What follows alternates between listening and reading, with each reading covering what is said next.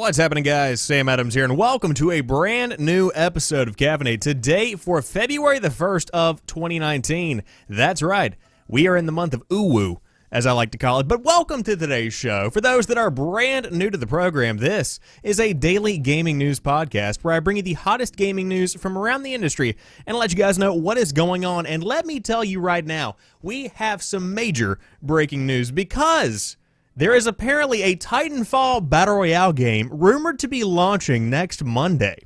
That would literally throw off everything that I'm playing at the moment and force me to go check out this new Titanfall BR, because if there is any game that could fit very well within a BR setting, it is Titanfall. I'm very excited, if you can't already tell.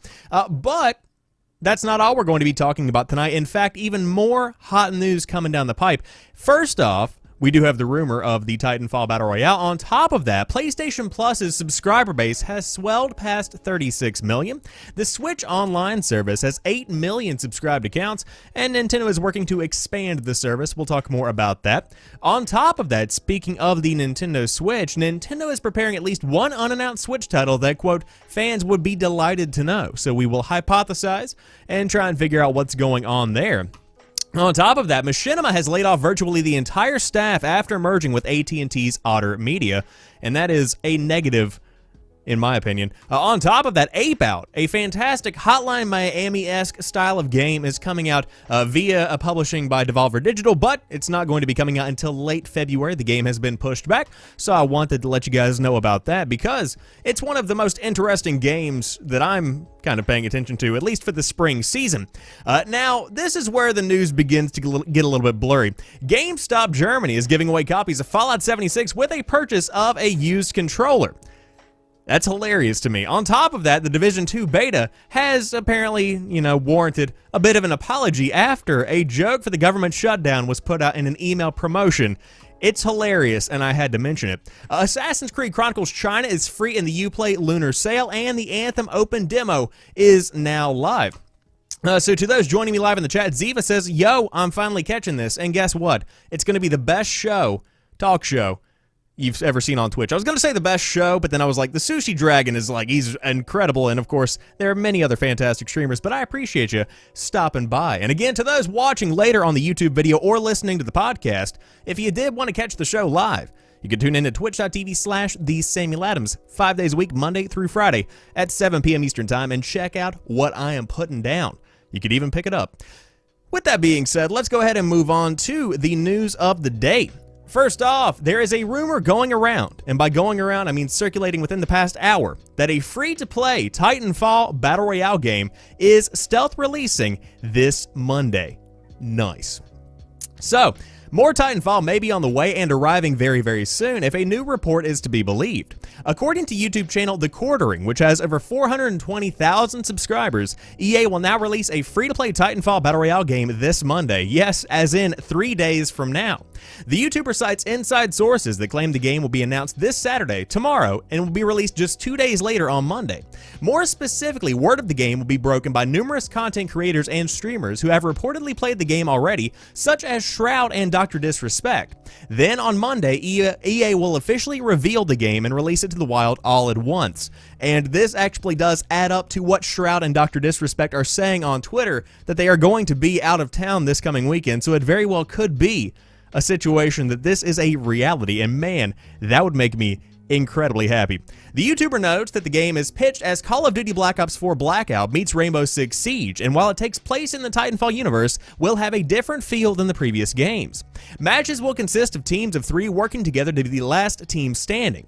How many maps there will be and how many teams per match is not clear or divulged. However, the Quartering notes there will be different classes to play as. As for the game's economy, it is said to be a mix of in-game currency and microtransactions for cosmetic items. The former can be earned at a plentiful rate as you perform the, well, match-to-match. Of course, this should all be taken with a grain of salt, like any unofficial report.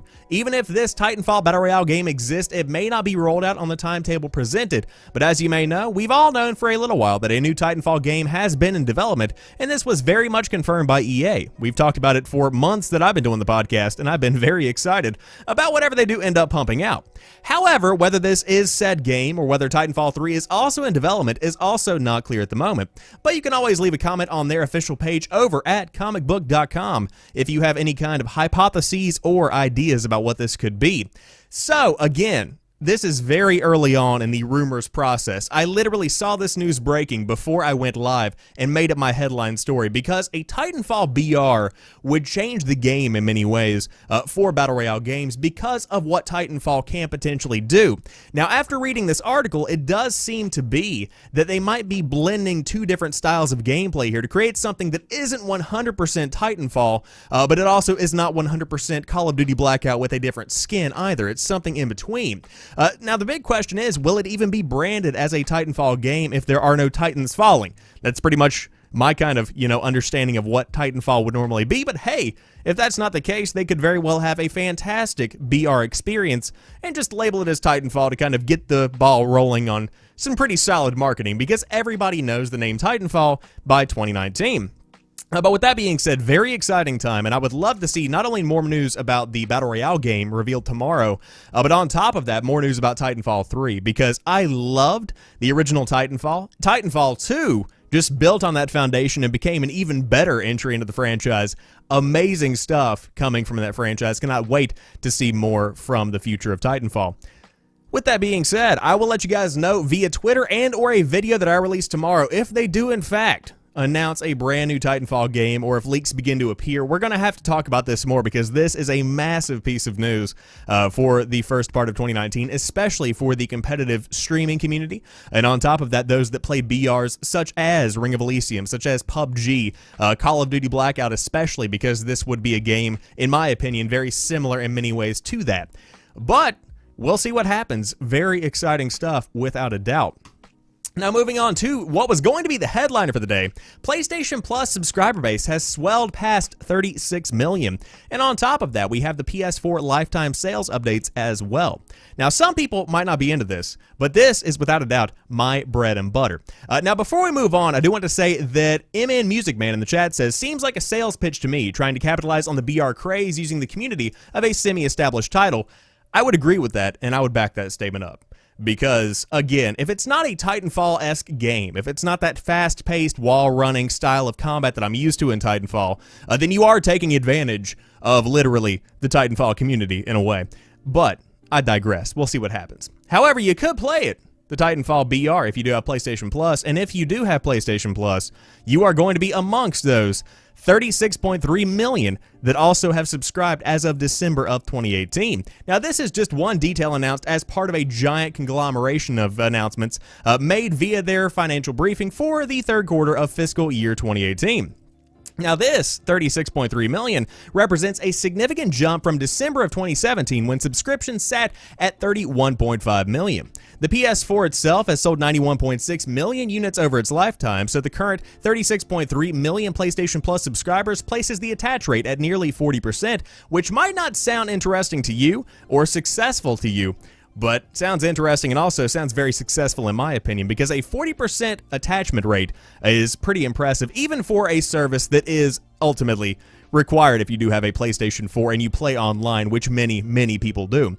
The growth of PlayStation Plus can be partially attributed to Sony's aggressive PS4 sales strategy of slashing prices during the holidays to get them in the hands of more consumers. Sony confirmed that it moved 8.1 million PS4s in quarter 3, which resulted in lower operating income because of the discounted prices. However, software sales increased year over year, and that helped dampen, some of the impact. To kind of put a little note on that one, 8.1 million PS4s in quarter 3 of the 5th year of a console is mind-blowingly successful. That is very impressive, even for a holiday season. I am incredibly impressed with that specific number. With that being said, let's go ahead and move on. The wording in the financial presentation certainly makes Sony seem like a company that is prepared to move on to the next console generation. Sony says PS4 sales may appear to be down, but it's in line with our expectations for this 6th year of the platform.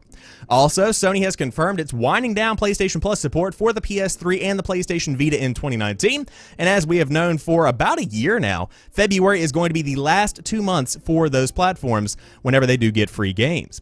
Even though PlayStation Plus is flourishing, Sony appears to be uncharacteristically stagnant elsewhere.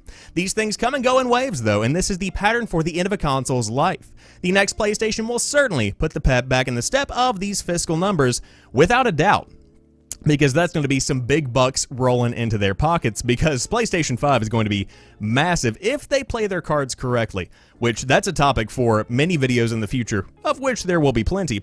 With that being said, a lot of awesome stuff coming out of PlayStation right now. Again, those lifetime sales numbers are insane to me still, because you're really getting up there as one of the greats of all time with the PlayStation 4. Of course, nowhere near the success of the PlayStation 2, but still pretty impressive whenever it really does come down to it. But PlayStation Plus is a solid subscription service. I've been subscribed pretty much constantly since the launch of the PlayStation 4, and the free games that come out per month also add tons of value. But on top of that, it is a solid, reliable service. Of course, it goes down from time to time, but overall, the utility of the PlayStation Plus program has really proven itself to be worthy of my time and worthy of my money, so overall, it is understandable why there are 36.3 million subscribers. Of course, you kind of need PlayStation Plus if you do have a PS4 and you want to get the fullest out of your experience, but still, you know, there's more to it than that. Way more to it. Speaking of a service that doesn't have too much else to it, the Nintendo Switch Online service has 8 million subscribed accounts, with Nintendo working to expand the service. They say, and I quote, "We are working on continuing to expand the service offerings." So, after multiple delays, Nintendo finally rolled out its paid online subscription service for the Switch last September. While the company doesn't typically disclose usage numbers, it did share some insight on how the service has been faring thus far. In its recent financial results briefing, Nintendo revealed that the Nintendo Switch Online service has more than 8 million subscribed accounts. According to the company, this figure doesn't include any accounts that only participated in the free trial, but it does factor in every account included under a family membership, which allows for up to 8 account holders across different Switch consoles to share the benefits of one subscription. So the numbers may be a bit off, you know. Really, they could be so far off as to the fact that there would be 1 million subscribers for the Nintendo Switch Online program, but each has 8 accounts linked to that one specific subscription, so this could be very skewed, and it very well could be. With that being said, Nintendo Switch Online has had a good start. President Shuntaro Furukawa said in a briefing. Again, I always mispronounce these names, but hey, I've done worse on the show, without a doubt. Quote, "In keeping with the goal of providing Nintendo Switch owners with more games, more features, and more fun, we are working on continuing to expand the service offerings." Nintendo didn't share any further details on how it will expand NSO, Nintendo Switch Online, but during the briefing, the company teased that it's working on an unannounced Switch game that is suitable for the service, presumably meaning it will emphasize online play. Rumors have circulated that SNES games could also be coming to the service, although Nintendo has not confirmed on this. Much like PlayStation Plus and Xbox Live, the Nintendo Switch Online service is required to play Nintendo Switch games online. It does give subscribers a few other benefits, such as the ability to back up their save data to the cloud. Excuse me, I'm getting choked up because it's such a good service. No, it's not. And exclusive access to a library of classic NES games. Nintendo Switch Online subscribers are also eligible for special offers, such as an exclusive set of NES-style controllers on the Nintendo Switch. But that's pretty much all it comes down to. So overall, with 8 million at least registered accounts tied to a Nintendo Switch Online account, I suppose it's off to a solid, if not rocky start to begin with. But hey, as a young console and as a company who has never had a true subscription-based online service before, I'm still seeing Nintendo kind of coming into their own on this one. Adding more features as time goes on is obviously going to be a requirement if you do have this as one of your big foundational benefits when you're getting into the Nintendo Switch Online internet connectivity side of things. But again, 8 million subs, it's a fact. It's out there. People know it. It's interesting, I suppose. Now, Spike Tiger in the chat says, kind of skewed like the amount of Netflix users. Hey, can I borrow your password? Sorta, kinda. I'm not really sure if that's more so members as compared to views, but the similar kind of idea does apply here. So if you did want to dive in and check out the Nintendo Switch Online program, then you can check it out on your Nintendo Switch if you did want to pay a couple of bucks a month to get access to a meagerly solid amount of various benefits. Again, I'm not a Switch owner. I sold mine because I just didn't play it enough. But hey, maybe it has benefits that I'm not aware of. However, of my friends that do have a Switch, I haven't heard too many great things about the Nintendo Switch Online program. So hey, maybe it'll drop from the 8 million. Who really knows? With that being said, Nintendo is preparing at least one unannounced Switch title that, quote, fans will be delighted to know, which could be a pretty good time. So we'll start with the original story, which is very short and very speculative. During Nintendo's financial results briefing tonight, which is actually yesterday, the company shared a bit of an interesting tease. The company says it's preparing at least one unannounced title for the Switch that fans would be delighted to know. This is planned for the next fiscal year, meaning we won't be seeing it until April at the earliest. It goes without saying that there isn't a whole lot to go on here. Still, it's interesting that Nintendo would even take the time to mention something along those lines. And if you would like a hazard as a guess, feel free to do so in the comments section down below, they say. And of course, Nintendo has also said they have other unannounced titles for the Switch, including one that is a nice fit to the online program, as we just talked about in the previous story. And again, nothing to go on here, but it's good to hear that they have stuff that internally they know fans are going to be excited to see. That's something that promises in my mind that they are kind of, in good hands when it comes to the Nintendo Switch. I think it's a good place they're in right now, and I think it could potentially be a big kind of signifying factor that 2019 is going to be a fantastic year, continuing on the success of 2018 for the Nintendo Switch. Again, not that I'm not into the Nintendo Switch, it's just not something that I'm ever going to actually sit down and play. I would much rather have a PS4 and a PC as my two main things and save that money that I would normally be spending on a Nintendo Switch or Nintendo Switch Online elsewhere.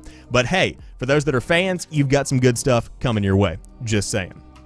Now, moving on to some Machinima news, a continuing discussion that we've been talking about for pretty much the past, 3 weeks or so.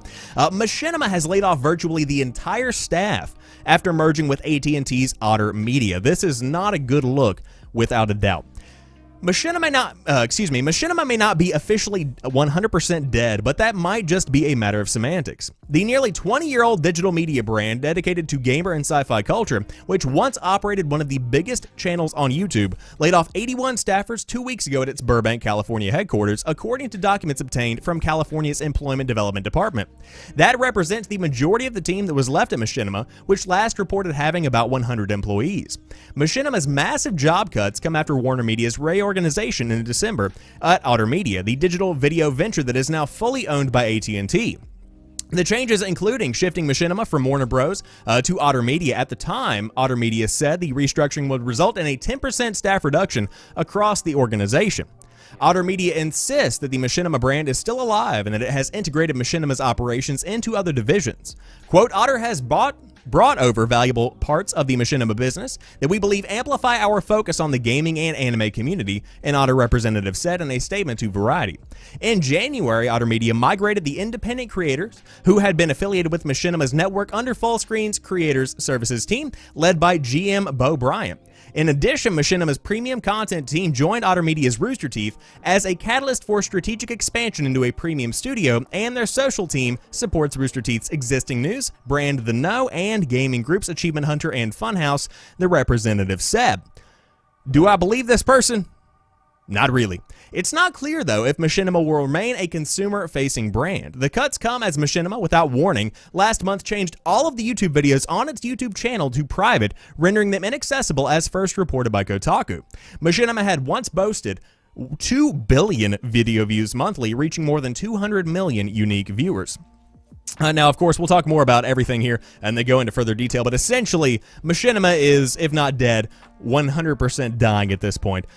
First off, as I always say whenever I talk about any kind of company reorganization or any kind of layoffs or any kind of studio closure, my heart goes out to those that are suffering during this specific period of time, because it's always rough, no matter what industry you're in, to lose your job. It's your livelihood, and especially with Machinima, it's something that people that worked there were likely passionate about, because it was literally a foundational part of internet and gaming culture whenever I trial was coming up. Of course, I have a whole video talking about the Machinima situation that I put up about 2 weeks ago on the YouTube channel if you want to go back and check that out. But essentially, I grew up with Machinima. I grew up on Machinima-based content, and it was one of those things that really did inspire me to do what I'm doing here tonight, you know, where I am creating content and I'm putting myself out there and really trying to get my hands dirty.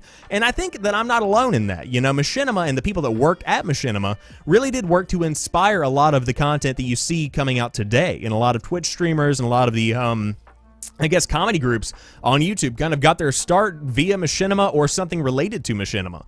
And I think that's something that we all really should, you know, recognize here, is that even with Machinima being pretty much gone, especially as you see these layoffs kind of taking effect, it's never truly gone, because what impact the company had and what impact that content had continues to resonate throughout the industry today.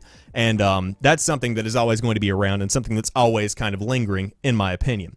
With that being said, Machinima has not been the same for a very long time. It's kind of like if somebody that you're very close to gets sick, and let's say that somebody gets, I don't know, Alzheimer's, you know, and as time goes on, that person just isn't the same person. That's kind of the way that I saw Machinima. Sip of coffee. It was always a company that was changing and evolving as time went on, but it just wasn't the same company that we grew up on, that we had kind of become accustomed to. It was just a hull of itself, and so it makes sense to kind of, you know, get rid of it in a way, in a nice, sly little way. But again, that's just my 2 cents. Thoughts go out to those affected. Always a bad time to lose the job. Now, moving on to more gaming-related news, specifically gaming-related news, I should say. The game called Ape Out, being published by Devolver Digital, has been pushed back to late February, and I believe February the 28th instead of next week. So I won't be on the drop this coming Sunday, which is very unfortunate because it looks like a solid game, which is, again, coming to the PC and the Switch. So the author says over here at Destructoid, look, I could sit here and smash my fingers all over the keyboard to flesh this post out. I could even toss in a few puns like how Ape Out looks more fun than a barrel of monkeys, or how the game's free-flowing approaching combat and dynamic jazz soundtrack will surely allow players to go apeshit on any NPCs that get in your way with a kind of elegant brutality. But instead, let's just watch the latest trailer in short, sweet, and stylish hell. And let me tell you right now, this game looks awesome. Okay, so if you're a fan of Hotline Miami, and if you're a fan of that style of combat and that style of action, I could not recommend checking Ape Out out enough, because it's just a cool-looking game. I believe, if I remember correctly, this game was showcased during the Kinda Funny Games Showcase, if that was the correct name of the show itself. But it was essentially a giant batch of indies that was shown off in lieu of having a PlayStation conference towards the end of last year. And so this was a really cool-looking game, a really cool, novel idea, and it's definitely one that I'll be checking out, if not on launch during an indie sale. But as you can tell, very much so Hotline Miami-esque, a lot of those kind of vibes coming out. But again, February the 28th, if you do want to check that one out, coming to the PC and the Nintendo Switch if you want to get involved. Now, if you do want to get involved in a game that's not as good as that one, GameStop Germany is giving away copies of Fallout 76 with a purchase of a used controller. Nice. That's good marketing. A promotion in GameStop Germany in which customers get a free copy of Fallout 76 was spotted by one astute Redditor on Wednesday. It seems customers get a complimentary copy of Fallout 76 with the purchase of an Xbox One or a PS4 controller. The thing is, the promotion is not for a pre-owned copy of Bethesda's latest title, but a brand new copy of the game, which only released in November. In addition, the free controller copy comes with a complimentary, in addition, the free copy comes complimentary with the purchase of a used controller rather than a new controller. So literally, you're not going in and buying a brand new controller and you're getting a brand new game, or even going in and buying a new controller and a used game, which is something that I've seen here before. You're going in and buying a used controller with a brand new game. Man, Fallout 76 is just, there are so many copies of Fallout 76 on this planet that they're doing anything they can to get rid of them and make even a marginal slight profit on it. It would seem GameStop locations in Germany have excess copies of Fallout 76, which is not too terribly surprising considering game-breaking bugs and technical complications led many consumers, customers, whatever you want to call them, who purchased the game during release month to demand refunds. As a result, Bethesda was even under investigation for a time by a law firm looking into claims that it was not consistently fulfilling customers' demands for refunds. And again, not a good look at all. And at launch, the game was $60, dropped to $40 on Black Friday 1 week later. So we could go on, but essentially, Fallout 76 is a game that has made strides to become a better version of what it was originally supposed to be, or what it originally was, I suppose. But it just hasn't hit it quite yet. Even earlier this week, we were talking about Fallout 76 and the state of the game. And they introduced new bugs in a patch that were actually repeats of old bugs that had already been patched out. So essentially, you have different builds of the game going through different points of development, and some are being thrown back into the fray, bringing in old bugs. Some are fixing these bugs, and then it's just a mess over there with Fallout 76. I still have faith in the game, okay? Those that play the game on a regular basis and those that have taken the time to kind of look past all of the issues that do plague the game, and again, I say plague because that's what they do, have been able to have a good time. It is a solid Fallout multiplayer experience, but one that I think is riddled with the pockmarks in a way, if you want to go back to the teenage years of a trial and error style situation with development. Because again, this is the first time that the Fallout team, specifically behind the scenes at Bethesda, has been working on a multiplayer version of Fallout. And so with that, you have a lot of issues that are going to come by simply doing something the first time. Should they have probably reallocated some resources from Elder Scrolls Online? Yeah, you should have done that. Should you have put more time into the development overall? Yeah, you probably should have delayed this game until at least March of this year. But with that being said, what happened, and it's all it's history now. It's not good history, but it's history. So if you did want to go to Germany, or if you're in Germany by any stretch of the imagination, and you're listening to this podcast, first off, Auf Wiedersehen? Is that a thing they say? But on top of that, you can go to GameStop and get a pre-owned controller with Cheeto dust and fingerprints on it. And on top of that, you can get a brand new unopened copy of Fallout 76. Now, this story is hilarious.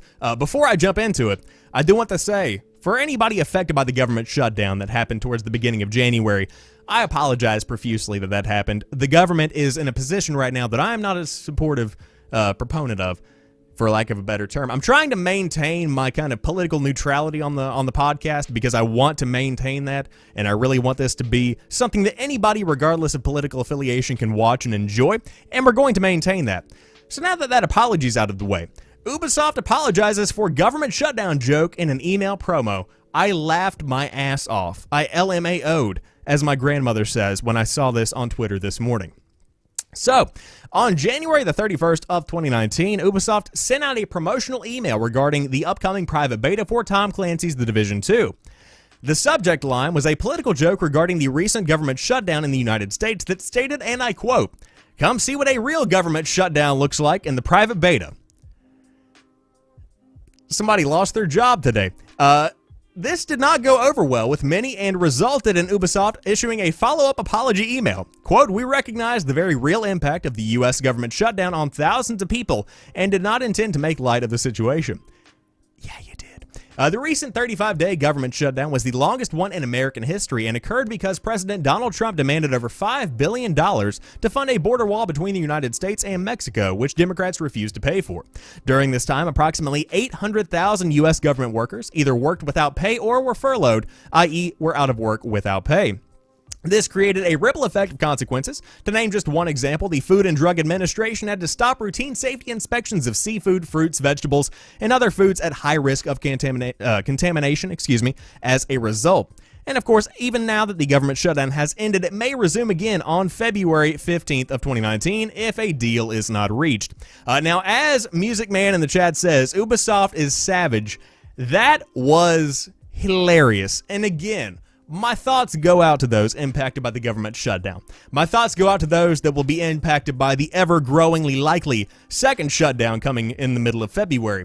With that being said, this is funny, okay? I understand that everybody's kind of sensitive on social media. I understand that, and that's perfectly fine, if that's your prerogative. This was funny, okay? I laughed, and it's pretty solid, if not completely politically correct marketing. I will say that. But with that being said, again, my thoughts go out to those impacted, as we have Music Man in the chat who has been affected by the government shutdown.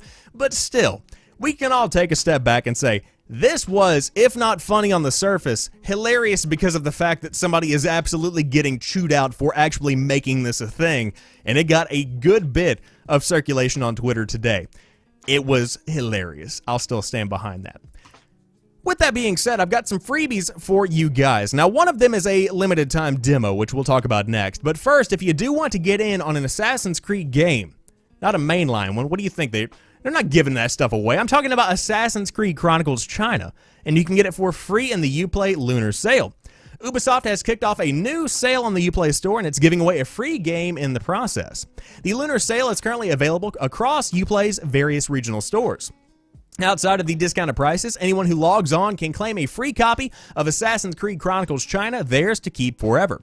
All you need to do is head over to your regional store and make what?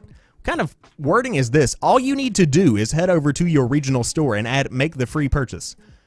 All right then. You can also do the same from the Uplay client directly. You may need to enter a billing address, though, if this is your first time using the store. No payment method is required, however, so don't fret, and the offer is up until Tuesday, February the 5th. Now, for those that don't know, essentially Assassin's Creed Chronicles is a small mini-series of Assassin's Creed games where it's kind of like a side-scrolling adventure. If you remember the Assassin's Creed DS games, it's essentially that style of idea.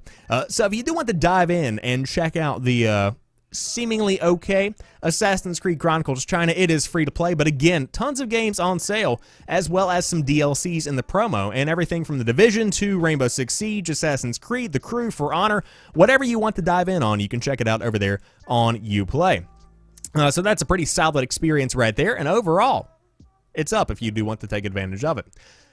But many of you will probably be playing the Anthem Open demo, which is now live, and this is our final story of the day. Before you guys jump off of here and go play Anthem. Anthem's demo is now open to all users as opposed to the VIP-only demo last weekend. While the new demo does not have any of the fixes they've taken from the feedback yet, it is an opportunity to give more feedback to the game so they can take a look at it post-release.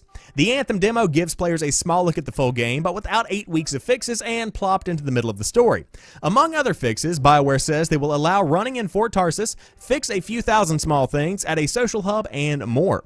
Hopefully, the open demo does not suffer from the server issues that plagued the first day of the last demo, and of what I can see so far, they're doing pretty A-okay.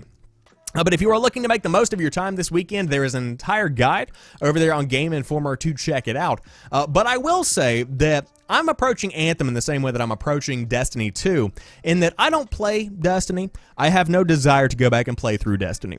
Anthem looks interesting. Will I ever jump into it? Potentially. I might give it a rent, or I might jump in and try this open demo this weekend. But more so, whenever I'm working on schoolwork, or whenever I'm applying for jobs, or whatever I might be doing, I'll throw up a little Twitch stream on the side. And normally it's something Destiny 2 related, because I don't need to know what's happening. I can understand that you're grinding towards a larger goal, and that's perfectly fine, and I'm along for the ride. That's pretty much my approach to any of these looter shooter games like that. I like watching instead of playing.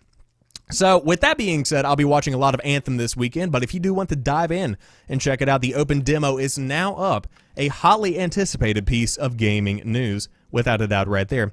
And again, you can download it via the, I suppose, wherever you get your PC games, Anthem Open Demo. I have no idea what launcher it's on. I would assume Steam, maybe. We can say Steam. It's on PS4 and Xbox One.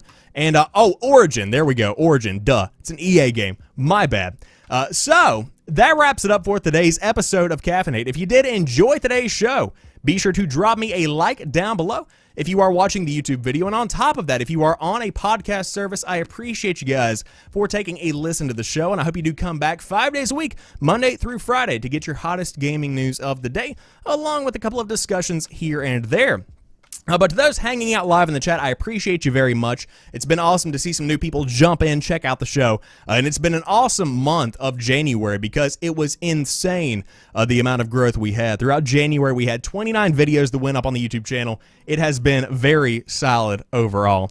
But with that being said, I hope you guys have a fantastic rest of the weekend. A video going up tomorrow. The drop's going up on Sunday. And then we will be back on Monday for a brand new show. Until then, peace.